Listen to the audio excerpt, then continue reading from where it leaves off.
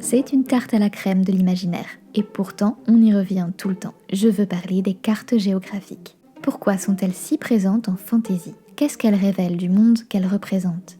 Et surtout, comment se servir des cartes géographiques pour affiner son world building ?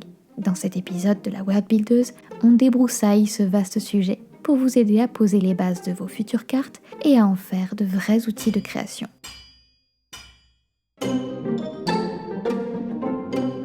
Apprenait à construire un univers. Ici, on parle outils, astuces et stratégies pour donner vie à nos mondes intérieurs. Bienvenue dans la boîte à outils de la World Buildeuse, au cœur du chantier de l'imaginaire. C'est un sujet que vous m'avez réclamé, et en effet, comment faire l'impasse sur les cartes dans les littératures de l'imaginaire ?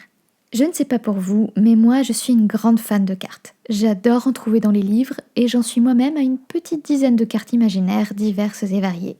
J'en ai créé de très simples, mais qui m'ont procuré un plaisir fou quand j'étais ado. Je me suis aussi amusée à créer de belles cartes objets à la peinture sur de grands et beaux papiers pour m'en servir directement en jeu de rôle grandeur nature. Et bien sûr, j'ai passé de longues heures sur les cartes qui composent aujourd'hui mes mondes de fiction, qu'il s'agisse de périsphères ou de projets L. Mais avant d'aller plus loin, qui de mieux qu'Ursula Le Guin pour introduire cet épisode ? Je vous propose d'écouter l'autrice de la mémorable saga de fantasy Terre-Mer nous rapporter son expérience. J'ai commencé par m'asseoir pour dessiner une carte, celle de Terre-Mer et de toutes ces îles. Je ne connaissais rien d'elles, sinon leur nom. Et dans le nom réside la magie. J'avais dessiné la carte originale sur une très grande feuille, probablement du papier d'emballage dont j'avais récupéré des rouleaux pour que mes enfants puissent dessiner dessus. Elle s'est volatilisée il y a des années, mais j'en avais fait une copie minutieuse, plus pratique, à plus petite échelle. C'est celle-là qui a servi de base de travail aux nombreux illustrateurs des diverses éditions internationales de ces ouvrages. Ils l'ont redessinée aussi attentivement que moi, et avec davantage de talent. Le dit plan me servait d'outil de travail. Un navigateur a besoin d'une carte. Si mes personnages prenaient la mer, je devais savoir quelle distance séparait les îles les unes des autres et dans quelle direction ils devaient naviguer pour les rallier. Le premier livre suivait une sorte de spirale allant de Gont à Rock pour ensuite revenir à Astowell sans quitter l'archipel. Pour le deuxième livre, la carte m'a guidée jusqu'aux terres Karg d'Atuan. Et après ça, il y avait toujours une île ou un lieu que je n'avais pas encore visité et une histoire à en rapporter.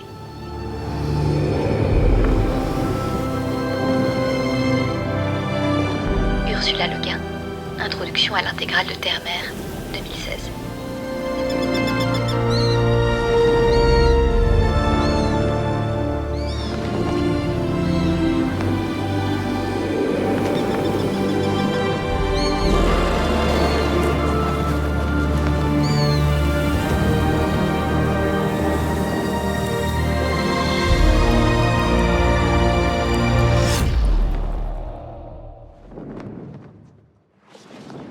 Aujourd'hui, dans la World Buildeuse, je vous propose qu'on fasse comme Ursula Le Guin, prendre appui sur une carte pour entrer dans un monde imaginaire.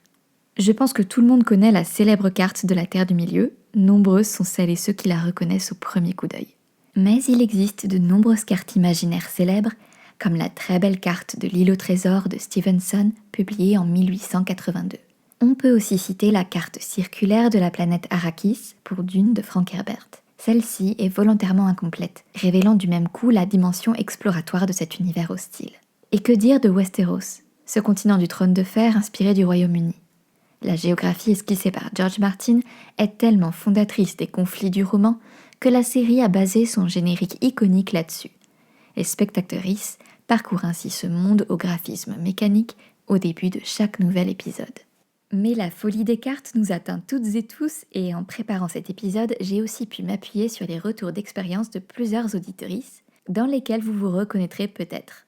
On commence par Émilie Tartero, graphiste, autrice de fantasy et créatrice du super podcast Les Plumes Bavardes que je vous recommande. Je l'ai fait d'abord sur papier et ensuite je suis passée sur Procreate et j'ai téléchargé des brushes exprès pour les cartes de fantasy. Donc ça m'a permis de faire un truc quand même assez qualitatif et d'ailleurs je l'ai mis aussi dans mon tome 1 que j'ai imprimé l'année dernière. Donc c'était une première version mais du coup je l'ai mis en début de roman pour que les personnes qui vont le lire, parce que j'ai fait des cadeaux avec, puissent regarder les cartes, puisque moi personnellement quand je lis de la fantasy, ça me permet visuellement de savoir où sont les personnages. Je sais pas si c'est un truc psychologique, mais le fait d'avoir une carte assez concrète, ça me permet vraiment d'être plus immergée dans le roman, quoi. Le retour d'expérience d'Émilie est complété par celui de Lysandre sur Insta, qui est autrice, rôliste et conteuse. Je la cite. Dès le moment où je vais créer un monde de fantaisie, je fais une carte. Que ce soit pour un roman ou du jeu de rôle. J'en ai besoin pour visualiser les lieux, les paysages, et surtout j'adore les faire. J'utilise principalement une feuille, un crayon, parfois du riz, et surtout Wonderdraft, logiciel à achat unique avec beaucoup de possibilités pour s'amuser. J'aime créer des mondes pour l'écriture. L'une de mes parties préférées, c'est le world building. J'adore développer un lieu, une légende, une manière de vivre, et j'ai besoin d'une carte pour ça. Ma principale difficulté, être satisfaite de mon travail. Pour mon projet actuel, la carte a eu pas moins de 9 ou 10 versions avant que je décide d'arrêter de changer pour enfin avancer. Je reconnais là notre maladie si fréquente entre world builders et world builders, le perfectionnisme. Je pense qu'il faudra consacrer un épisode spécial aux logiciels et outils pratiques pour faire des cartes, mais évoquons-les rapidement ici. Si vous vous demandez pourquoi Lysandre parle de riz, attendez jusqu'à l'atelier de la world buildeuse en fin d'épisode. Et si vous ne voulez pas dessiner, il existe plusieurs outils en ligne pour en produire. Certains sont même très élaborés. Émilie, par exemple, s'appuie sur son métier de graphiste et utilise Procreate. Mais il existe aussi des outils spécialisés. Lysandre cite Wonderdraft, il y a aussi Incarnate ou Word Anvil. Mais je ne les ai pas suffisamment testés pour vous faire un retour complet aujourd'hui. Toujours est-il que vous les retrouverez dans la description de l'épisode. Ma préférence va au dessin manuel. Le temps passé à créer loin des écrans m'aide à réfléchir différemment à mon world building. Mais surtout, avant de se perdre dans le comment, j'aimerais qu'on s'interroge sur le pourquoi. Pourquoi faire des cartes et qu'est-ce que ça implique en matière de construction d'univers? Largement présentes dans les œuvres de fantasy, les cartes ou même les plans semblent être un passage obligé. On en retrouve énormément dans beaucoup de livres de SFFF, sur 1 ou bien 2 pages, en noir et blanc le plus souvent. Dans le très joli ouvrage Lyra et les oiseaux de Philippe Pullman, la carte est indépendante et partiellement colorée. Il s'agit d'un plan d'Oxford dans un monde parallèle, présenté comme fabriqué par le Globetrotter et glissé dans un volet type pochette à la fin du livre. On peut même, au verso de la carte, consulter une liste de toutes les autres cartes fictives que le Globetrotter a produites, ainsi celle de l'Empire austral ou de la Moscovie. J'aime beaucoup cette édition de Gallimard Jeunesse qui est très immersive. C'est comme si l'imaginaire se matérialisait entre nos mains pour nous inviter à entrer dans le livre. Quand on y réfléchit, c'est assez logique. L'imaginaire invite au voyage et à l'évasion. Quand on plonge dans un monde nouveau, rien de tel qu'une carte pour se repérer et évaluer le chemin qu'il reste à parcourir. La fantaisie, en particulier, peut vite déstabiliser. Beaucoup de personnages, de lieux et de concepts à retenir. Revenir à la carte au cours de la lecture permet d'ancrer les repères pour que les lectrices poursuivent sereinement leur voyage. On rejoint là complètement l'idée qu'exprimait Émilie juste avant. Savoir où se trouvent les personnages et avoir un document concret pour mieux s'immerger dans la fiction. Et il se passe alors quelque chose d'étonnant. On devient soi-même un personnage qui voyage dans ce monde.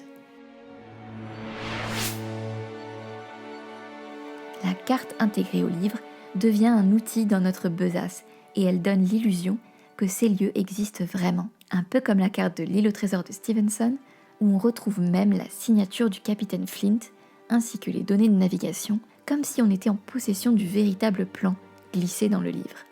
Question immersion et évasion, il n'y a donc pas mieux que ce précieux document. Mais pour ma part, je crois que le lien entre l'imaginaire et les cartes est bien plus profond que ça. Est-ce que vous êtes prêts pour ma théorie? C'est parti. En fait, Si les cartes sont tellement présentes dans le monde de l'imaginaire, je pense que c'est parce que les cartes géographiques sont elles-mêmes un pur produit de l'imagination. Et oui, même lorsqu'elles représentent des lieux réels, comme la carte d'un territoire, le plan d'une ville ou un trajet quotidien dans une application de smartphone. Une carte géographique, c'est une réinvention de l'espace. Au moyen de lignes, de couleurs et de symboles, les cartes reconstruisent le monde qui nous entoure, lui donnent une forme que le cerveau peut appréhender. Elles synthétisent ce monde, l'interprètent, bref, elles le réimaginent. Voyons donc aujourd'hui comment l'imaginaire des cartes peut servir le world building. Premier point, il existe plein de types de cartes. Des cartes topographiques marquant les reliefs, des cartes thématiques comme les cartes routières ou les cartes météorologiques, des plans de ville ou de quartier, des portulans ou cartes marines. Ah, désolé, là c'est le chat qui a sauté. On peut tout imaginer pour figurer un territoire et le récit qui s'y déroule. Il existe par exemple, pour les périodes préhistoriques, des peintures murales aux allures un peu étranges, comme dans le site néolithique de Çatalhöyük en Turquie, ou plus proche de nous, la dalle gravée de Saint-Bélec, où l'on peut observer des cupules reliées par des lignes, et dans lesquelles des chercheurs ont proposé de voir des représentations du territoire, avec des cours d'eau ou des zones d'habitat. En bref, la forme que prend votre carte peut être complètement fonction de la culture dont elle est issue. Aussi, avant de dessiner votre carte, vous pouvez choisir. Est-ce que c'est une carte réalisée par l'auteuriste du roman, c'est-à-dire vous ? Ou bien est-ce que c'est une carte telle qu'aurait pu la commanditer une impératrice, une guilde de marchands, un peuple nomade ? L'origine de la carte conditionne la manière dont l'espace est représenté et les informations qui y figurent. Le fait d'avoir une carte partiale et partielle demande parfois un peu plus de réflexion, mais c'est aussi un levier narratif très intéressant car ça permet de dissimuler certaines choses aux lectrices. L'échelle est aussi un choix important. Elle permet de situer à quel niveau on considère le récit, sur quel territoire on se trouve. Une ville, une province, un pays, un continent, une planète entière. Et tant qu'on y est, la technique de représentation, qu'on appelle la projection, est aussi importante. Choisir de dessiner une carte sur une surface plane, comme une feuille de papier, c'est déjà déformer la réalité, puisque la planète est sphérique. Les silhouettes des continents et les distances se trouvent donc écrasées et modifiées par le mode de représentation. Un autre point qui a aussi son importance et que pour ma part je trouve très intéressant, c'est le choix de l'orientation. Les points cardinaux, généralement indiqués sur une rose des vents, sont un élément essentiel des cartes géographiques, puisqu'il faut bien savoir dans quelle direction on voyage. Nous avons pris l'habitude, sur nos cartes contemporaines, de mettre le nord en haut de la carte. Mais ça n'a rien d'obligatoire. En réalité, pendant longtemps, c'était l'est, le point cardinal qui servait de repère. D'où le mot orientation, comme Orient, Est. C'est peut-être un choix symbolique qui prend pour référence le soleil levant. Ensuite, au cours du Moyen-Âge, avec le développement d'outils comme la boussole, qui indique le nord magnétique, l'orientation a changé et le nord est devenu la référence. C'était plus pratique, en particulier pour naviguer puisque c'était le point le plus stable et le plus facile à repérer. Une petite anecdote personnelle à ce sujet. Dans mon premier manuscrit, Périsphère est un monde parallèle au nôtre et qui s'y superpose. On retrouve donc logiquement les mêmes continents. Pourtant, dans la culture périsphérienne, les gens n'ont jamais adopté le nord comme point cardinal de référence. Toutes leurs cartes sont orientées avec l'est en haut de la page. Par conséquent, j'ai dessiné plusieurs cartes de l'Europe orientées différemment. Et ça donne vraiment une toute autre vision de notre continent. Le simple fait de renverser cette perspective géographique m'a permis de voir l'Europe très différemment et d'ailleurs, mes lectrices ne s'en rendaient pas compte si on ne leur disait pas avant que c'était l'Europe. Ce jeu sur l'étrangeté du familier est vraiment passionnant et au cœur des processus imaginaires. Je vous propose d'ailleurs un petit exercice. Prenez une carte que vous connaissez bien, comme la carte de France, et amusez-vous à la redessiner ou bien à retourner l'image et observez. En changeant simplement le point cardinal de référence, comment relisez-vous le territoire ? En général, tous les repères s'en trouvent un peu modifiés, souvent au bénéfice de l'imagination. Il est même possible d'inventer une tradition ou une légende expliquant pourquoi le point cardinal de référence n'est pas le nord.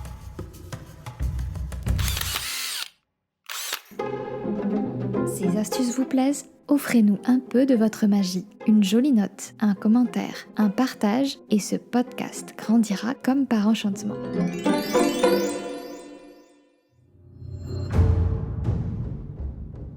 Maintenant qu'on a fait les choix un peu structurants et constitutifs de notre carte, on va passer aux éléments cartographiques. Les éléments cartographiques sont ceux qui sont figurés dans la légende de la carte. Tiens, légende, encore un terme qui évoque l'imaginaire. Mais ici, il sert à désigner ce que chaque symbole visible représente. Passons sur le style des motifs, le graphisme, qui vont donner à la carte une coloration particulière et mettre dans l'ambiance. Aujourd'hui, on est là pour parler du fond. À chaque fois, le choix des éléments indiqués va apporter des informations, et ces informations ont un impact sur l'univers représenté et l'histoire qui s'y déroule. Commençons par les éléments physiques. Rivage, île, relief, plaine, fleuve, lac, forêt, désert, etc.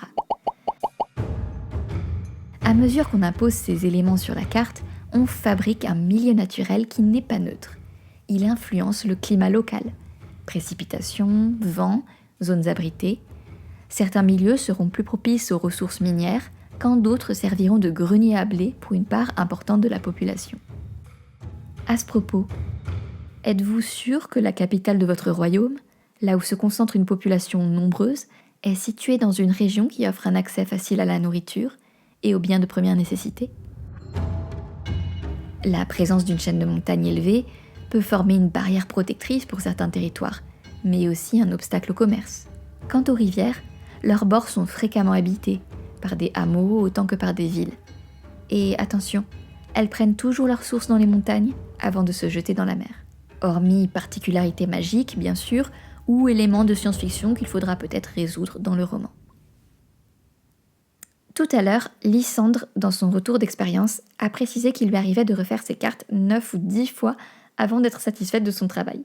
Et c'est vrai que, comme le world building en général, une carte peut être évolutive en fonction des réflexions qu'elle suscite. De mon côté, pour Projet L, j'ai dessiné une carte modifiée de la Grèce antique et je me suis rendu compte, en la faisant, qu'il me faudrait sans doute la reprendre. Pourquoi ? Parce que le désert que j'y ai dessiné est trop petit et donc trop facile à contourner. Par conséquent, tel qu'il est actuellement figuré sur ma carte, il ne peut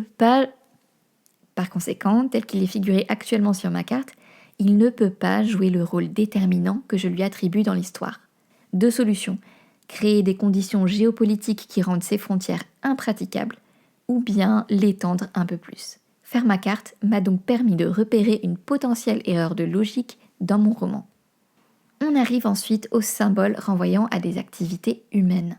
Les villes, villages, sanctuaires, les ports ou les mines, par exemple. Tout ça, c'est à adapter à votre récit. Une chose à retenir, ce qui ne figure pas sur la carte n'existe pas. Ou plus précisément, si vous choisissez d'indiquer quelque chose, ce doit être pour une bonne raison. Dans Projet L, par exemple, où la guerre tient une place importante dans l'histoire, j'ai pris soin d'indiquer les zones de bataille parce que je pense que c'est utile pour que les lectrices arrivent à repérer la trajectoire des personnages. Je m'interromps car je crois que Marie les Baguettes a quelque chose à nous dire. Alors moi, j'ai réalisé une carte pour mon projet de livre qui est une heroic fantasy.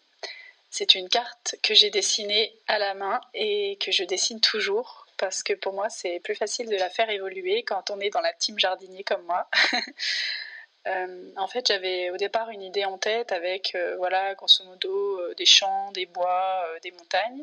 Et cette idée s'est affinée au fur et à mesure de mon récit et a fini par servir de support à la géopolitique de mon histoire avec, par exemple, des conflits pour les ressources, des cols par lesquels on était obligé de passer, etc. Lysandre, dans son intervention en début d'épisode, le disait bien. Une carte, ça permet aussi de visualiser le monde que l'on crée. Avant d'être un outil pour les lectrices, la carte est donc un outil pour les autrices, un guide à travers leur propre monde. Écoutons encore Émilie Tartereau, qui pointe du doigt un aspect très intéressant des cartes imaginaires dans sa trilogie de fantasy. J'avais besoin visuellement de me représenter les trajets de mes personnages, puisqu'en fait on passe d'un endroit à un autre. Il y a beaucoup ce truc-là où mes personnages se déplacent. Il y a aussi deux zones géographiques très distinctes avec les îles où vivent les mortels et le continent où vivent les immortels. Et il y a une rivalité entre les deux. Donc en fait j'avais vraiment besoin de me représenter l'univers comme ça. J'avais besoin d'un support visuel. Et aussi pour calculer les temps de trajet et tout, rien que pour ça, me faire une carte un peu à l'échelle, ça a été hyper important pour moi.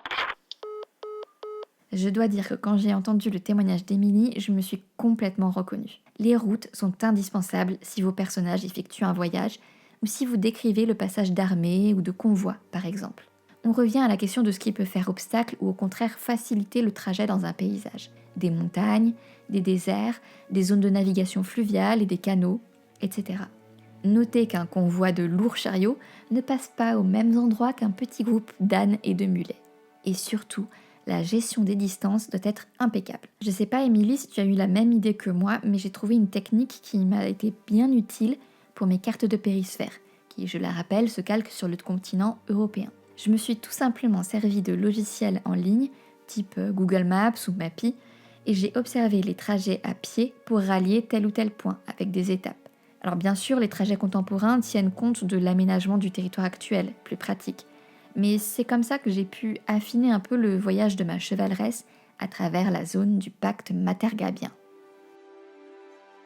Relief, rizières, routes et cités, voilà des éléments qui sont bien inscrits matériellement dans le paysage. Mais l'avantage des cartes, c'est qu'elles permettent aussi de figurer des éléments virtuels, comme des régions ou des frontières. Ces lignes n'existent que dans l'imagination, mais elles ont un effet bien réel. Par exemple, signifier au peuple voisin que le pays s'étend sur telle zone géographique, si possible une région minière très disputée. Au fil du temps, cette frontière peut bouger, avec des guerres et des conquêtes, mais aussi des alliances matrimoniales et des héritages par exemple. Plus prosaïquement, ces lignes virtuelles sont très utiles pour établir une juridiction, ou encore pour savoir chez qui les gouverneurs locaux peuvent lever l'impôt.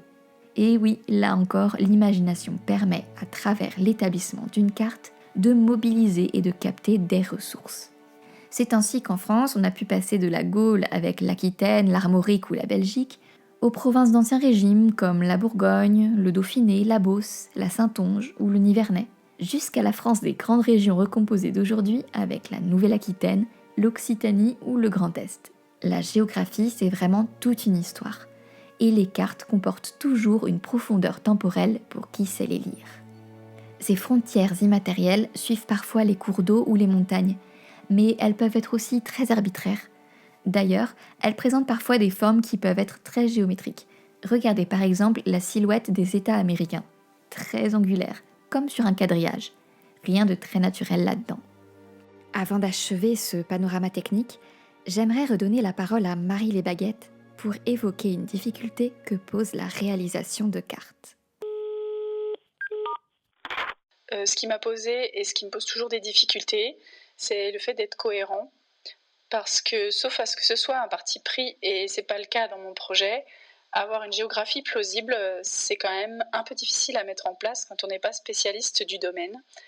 C'est-à-dire que, par exemple, il ne faut pas qu'il y ait une cascade qui se déverse dans un désert, quoi. Bon là, c'est évident, mais par exemple, si on est dans une colline verdoyante avec des champs et puis que d'un coup on veut aller dans une forêt, il faut trouver un équilibre dans la transition, quoi. On ne peut pas sauter d'un décor à l'autre du coq à l'âne. Voilà. Je rejoins vraiment Marie sur ce point. Je crois que cette difficulté, elle rejoint la complexité que suppose la création de tout un monde.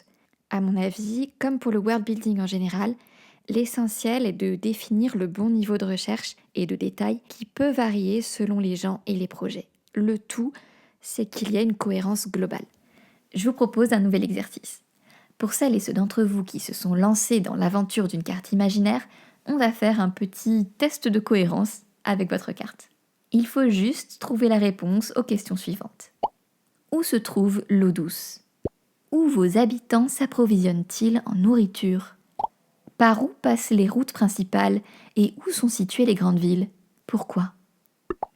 Quelles zones sont faciles ou au contraire difficiles à traverser et pourquoi ?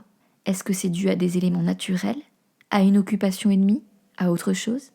Quelles ressources créent des tensions entre les populations? Et enfin, qu'est-ce que votre carte pourrait cacher volontairement? Qu'est-ce qu'elle choisit de ne pas indiquer? Par exemple des caches, des zones de contrebande ou de trafic, ou encore le repère d'un animal que tout le monde considère comme légendaire.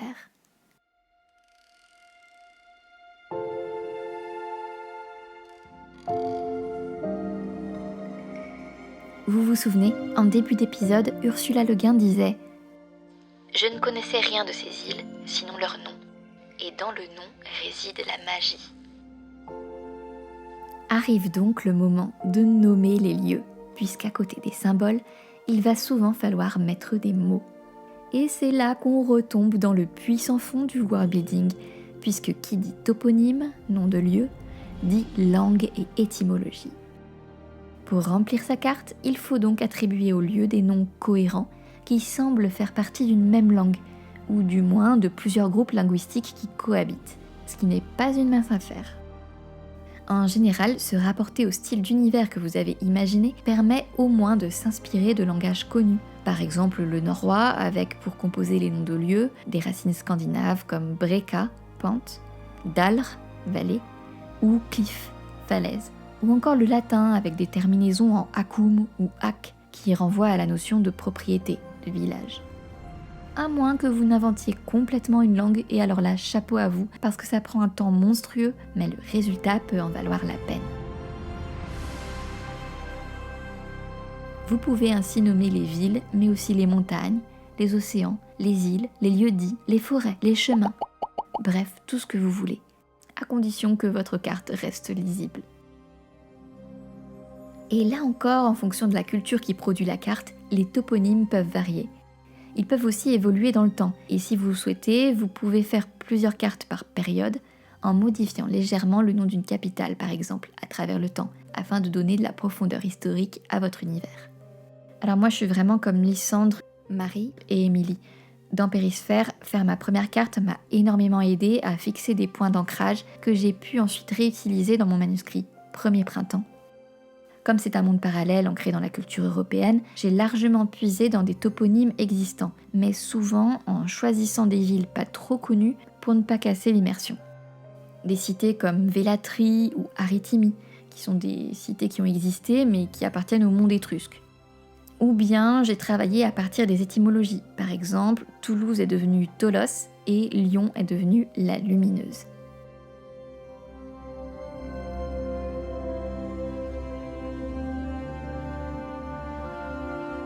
Je pense qu'avec tout ça, vous avez déjà une bonne base pour esquisser une carte. Vraiment, pas besoin de produire une œuvre d'art. La carte est d'abord un outil d'aide au worldbuilding et à l'écriture. Émilie dit bien qu'elle n'a pas cherché à compliquer les choses de son côté et pourtant sa carte a eu l'effet désiré. En fait, j'ai vu très vite la disposition de mon univers, donc au final, j'ai juste eu à le refaire un peu au propre, quoi. Après, ça reste quand même une carte assez basique. Il y a des îles d'un côté et le continent de l'autre. Il n'y a pas forcément d'endroits très spécifiques qui demandaient des recherches poussées sur la géographie, etc. Donc j'ai pas rencontré de difficultés dans la création de ma carte.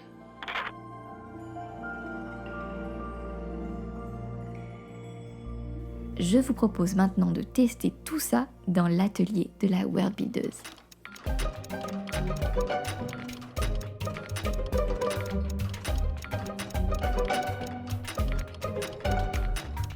Dans l'atelier de la worldbuildeuse, on construit ensemble un monde imaginaire. À chaque épisode, une nouvelle pierre est apportée à cet édifice et l'univers prend vie. Cet atelier sera exceptionnellement filmé et posté sur mon Insta. N'hésitez pas à regarder la vidéo. Retour sur la planète Hécate et sur l'île d'Hydrae, terrain d'expérimentation de l'atelier de la worldbuildeuse. Aujourd'hui, on va créer une carte et dessiner le territoire d'Hydrae et de son environnement.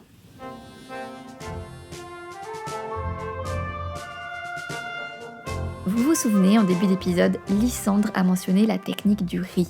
Ce n'est pas du tout une blague, c'est une technique qui est très répandue chez les worldbuilders et worldbuilders. La technique du riz permet de rapidement définir les contours d'un objet cartographique tout en lui donnant un air assez naturel. Je vais l'utiliser pour définir grossièrement la silhouette de l'île. Je jette une poignée de riz, je le laisse s'éparpiller et je vais contourer vaguement l'ensemble. On obtient déjà quelque chose d'intriguant. Mais personnellement, j'aime beaucoup m'inspirer des rivages existants parce que je trouve que c'est toujours plus précis, plus étonnant et plus réaliste que simplement inventer les rivages. Donc là, je vais en plus copier quelques aspects côtiers réels qui me plaisent et les mettre bout à bout.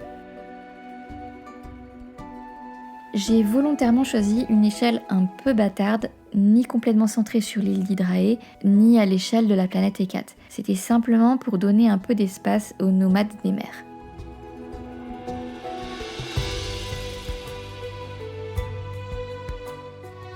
Rappelez-vous, il y a beaucoup de grandes marées sur cette planète, et donc les côtes sont régulièrement mangées par les vagues.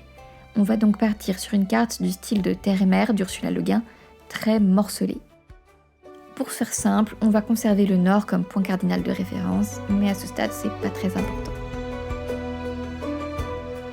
J'aimerais que les habitants d'Hydrae se sentent vraiment habitants d'une île et pas d'un continent. Et par ailleurs, qu'ils soient très dépendants des nomades des mers pour une partie de leurs ressources. Du coup, il ne faut pas une île trop grande, peut-être 15 km de long, c'est pas mal. Je mets quelques reliefs.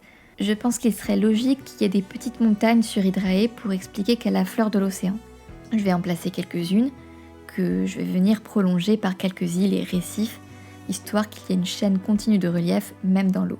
Des lacs et des rivières, il faut de l'eau douce, des zones boisées. Volontairement, je ne mets pas beaucoup de champs. Je vais faire quelques zones cultivées, mais les habitants vivent surtout de la pêche et des importations. Puis, il y a aussi quelques routes. J'ajoute les zones d'habitat, avec nos petites villes, mais aussi des ports. Je ne vais pas mettre de zone minière, mais je vais placer des symboles en forme de petits coquillages sur certains rivages. Rappelez-vous, dans l'épisode 5 de la Worldbuilders, intitulé « Faites tes recherches », on avait décidé que les coquillages bleus étaient la monnaie d'Hydrae. Du coup, ce symbole me permet d'indiquer des zones de collecte privilégiées de ces coquillages. La carte indique donc un trait culturel de cette île. De la même façon, je vais indiquer une zone propre à la contrebande au sein des récifs.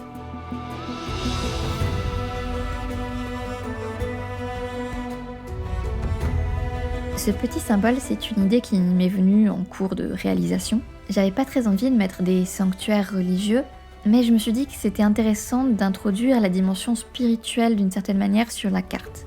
Et cette spiritualité d'Hydrae, elle va se traduire par les points de vue. En gros, j'ai imaginé que les habitants d'Hydrae étaient sensibles au panorama, qu'ils aimaient s'installer et regarder le paysage. Du coup, ces zones de points de vue remarquables deviennent aussi des zones de commerce ou de rites social. Et comme c'est important pour eux, on va donc les indiquer sur la carte. Un peu plus loin, voici des archipels bien plus petits, dont les eaux sont fréquentées par les nomades des mers. La cartographie pour les populations nomades qui vivent sur les bateaux va s'appréhender un peu différemment. Ce ne sont pas des sédentaires, donc elle va être moins statique et je vais utiliser des flèches pour indiquer la direction et les trajets les plus empruntés. Ça peut même être des trajets réguliers, cycliques, et j'indique aussi des zones de mouillage dans les hauts fonds près des archipels qui se prêtent bien au commerce et aux échanges. Les nomades y jettent l'ancre et nos amis d'Hydrae peuvent les y rejoindre pour négocier des denrées lointaines.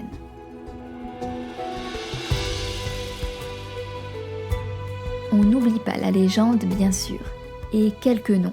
Je n'ai vraiment pas réfléchi à l'aspect linguistique, donc on fait au mieux.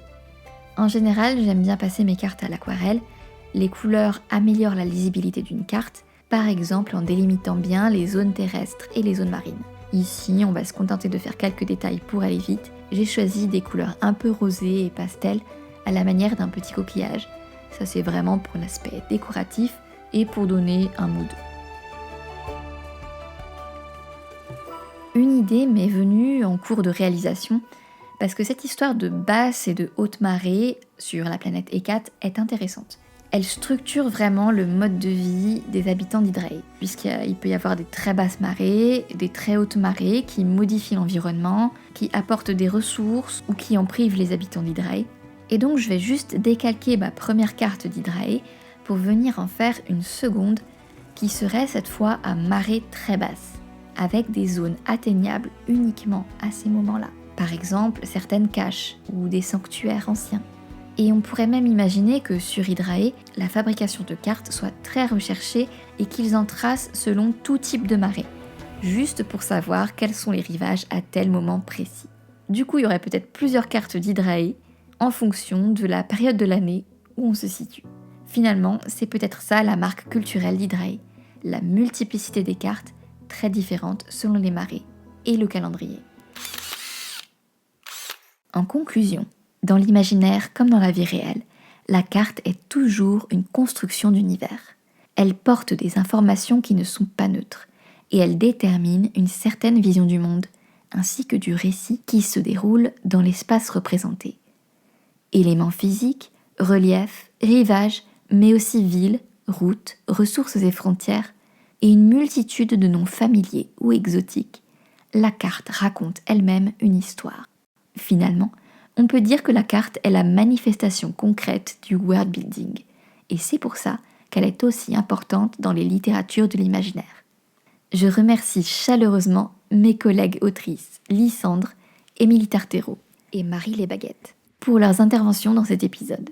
C'est très précieux pour la world buildeuse de pouvoir enrichir le podcast avec d'autres voix. Si vous aussi vous avez envie d'intervenir sur un sujet lié au world building ou à l'imaginaire, faites-moi signe sur Insta. Je fais souvent des stories pour proposer des interventions. Il nous faudra de toute façon bien d'autres épisodes pour continuer d'explorer cet immense territoire. C'était la boîte à outils de la World Buildeuse. Si cet épisode vous a plu, une note magique, un partage sur le marché des gobelins et un petit mot à vos amis elfes, centaures ou sorcières feront voyager ce podcast dans tous vos univers.